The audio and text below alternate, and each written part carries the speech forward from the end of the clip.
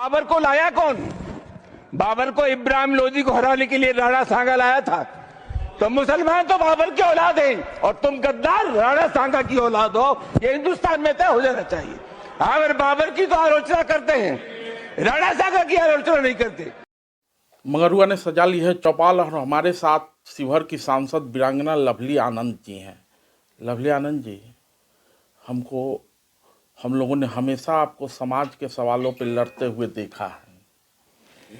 मुझे साफ लहजे में ये बताइए कि एक सांसद राज्यसभा में बाबर का पक्ष लेते हुए महाराणा सांगा को गद्दार बताता है,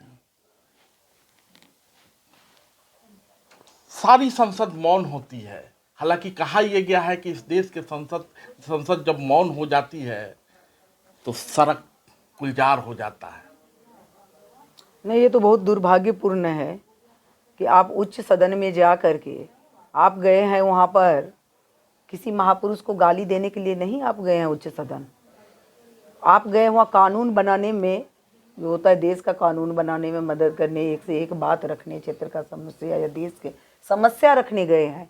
आप गद्दार कहने के लिए नहीं गए हैं महापुरुष को, जिन्होंने देश के लिए, आज़ादी के लिए उतना लड़ाई लड़े, 100 लड़ाई लड़े और जीते। 80 घाव लेकर के राणा सांगा जो है, आप लड़ाई जीते हैं। और बाबर को वो तो नहीं लाए थे। बाबर को जो लाया है उनके द्वारा ही ये गद्दार कहा जा रहा है, क्योंकि इब्राहिम लोदी, सभी लोग जानते हैं कि इब्राहिम लोदी के चाचा ने बाबर को लाया और बाबर को तो हराए हैं राणा सांगा। ये तो हमको लग रहा है कि इतिहास की कम जानकारी रहने के कारण, भाई इतने बड़े आप ये हैं, लोग ऐसी उम्मीद नहीं किए हैं कि आपने इतिहास को पढ़ा नहीं, उसको तोड़ मरोड़ के पेश किया। इसकी छूट नहीं दी जा सकती है, क्योंकि कहा महापुरुष को जो है, लोग कहता है वो देश और समाज मर जाता है जो अपने महापुरुष को याद नहीं करता। यहाँ तो हर बरस लगते हैं शहीदों के शहादत स्थल पर मेले, और यहाँ तो देश के सदन में बैठ के वो भी उच्च सदन में आप गाली दे रहे हैं और सारे सांसद सब सुन रहे हैं। वहीं पर सांसद को भी प्रतिकार करना चाहिए, सांसद को इसकी छूट नहीं दी जा सकती है। और जो इतना कुछ हुआ, उनका तो नेपोलियन बोनापार्ट से तुलना की जाती थी, राणा सांगा की तुलना नेपोलियन बोनापार्ट से की जाती, क्योंकि वो कभी घुटने नहीं टेके। उस मुगल के खिलाफ सभी राजा को जब ये आक्रांत थे तो एकत्रित करके फिर लड़ाई लड़े और जीते। बाबर को हराए, इब्राहिम लोदी को हराए। उनका इतिहास भरा पड़ा है, एक से एक काम, एक से एक देश के लिए अच्छा काम किए हैं। पता नहीं रामजी लाल सुमन कौन सा इतिहास का किताब पढ़ लिए थे जो कि सदन में जाके वो माने अनाप शनाप बक रहे थे और देश की संसद मौन थी। लेकिन जब वही राणा सांगा के वंशज जब सड़क पर उतरते हैं, महाराणा के वंशज जब सड़क पर उतरते हैं, महाराणा की मूर्ति तोड़ दी जाती है, पूर्व सांसद आनंद मोहन जाते हैं, देश भर से लोग वहां जुटते हैं, सवाल उठता है कि आखिर ये मूर्ति किसने तोड़ा। आप देखिए कि पिछले दिन भी कश्मीरी गेट पे महाराणा प्रताप की मूर्ति को तोड़ा जाता है, जो शौर्य के प्रतीक थे। महाराणा प्रताप, वीर शिरोमणि महाराणा प्रताप कहा जाता उनके वंशज। तो ये घाव एक तो हरा था ही हर जगह, यहाँ से पहले भी लखनऊ में भी और कई कई जगह पर देश के कई हिस्सों में इस तरह की घटनाएं होती है कि महापुरुष के मूर्ति को तोड़ा जाता है, उस पर कोई एक्शन नहीं लिया जाता है। उस पर जब एक्शन होगा तो इस तरह की कार्रवाई नहीं होगी, लोग डरेगा, असामाजिक तत्व डरेगा। और वो अभी घाव हरा ही था कि इस तरह से राज्यसभा में जाके सपा के सांसद के द्वारा इतना ज़्यादा, इतना गंदा, इतनी घिनौनी, इतना निंदा, मतलब जितना भी हम निंदा करें सब कम है। और इस तरह का एकदम बचकानी हरकत वाला बात कर रहे हैं।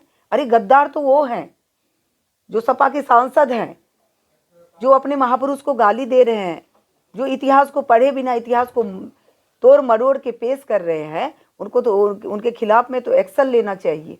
कौन एक्शन लेगा, सवाल तो यही मैम। सभी सांसद को वहां पर करना चाहिए। हम लोग माननीय प्रधानमंत्री जी से, गृह मंत्री जी से जल्दी ही मिलेंगे और इस पर कहेंगे कि एक्शन लेने के लिए नहीं कि उनके करोड़ों लाखों जितने हैं समर्थक महाराणा के राणा सांगा के आज सभी आहत है इस देश में कि ये क्या हो रहा है, और हम लोग सभी लोग मौन हैं। ये बहुत दुर्भाग्यपूर्ण है।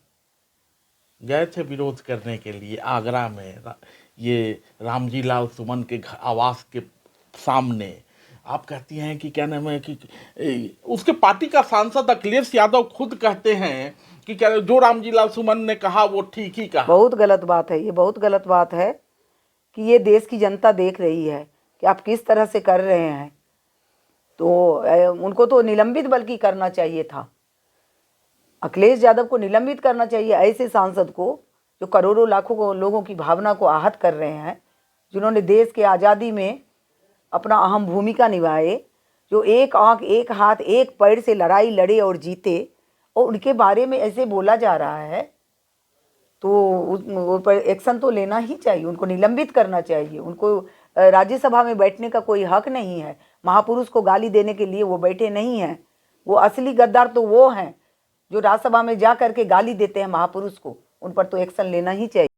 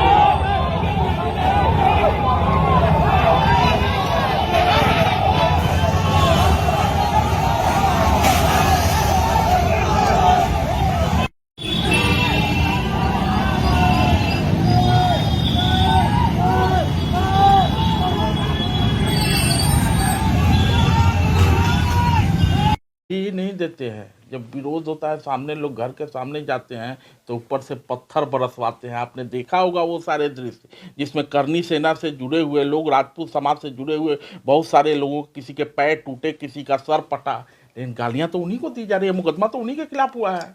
हाँ, ये बहुत ही दुर्भाग्यपूर्ण है, बहुत गलत है।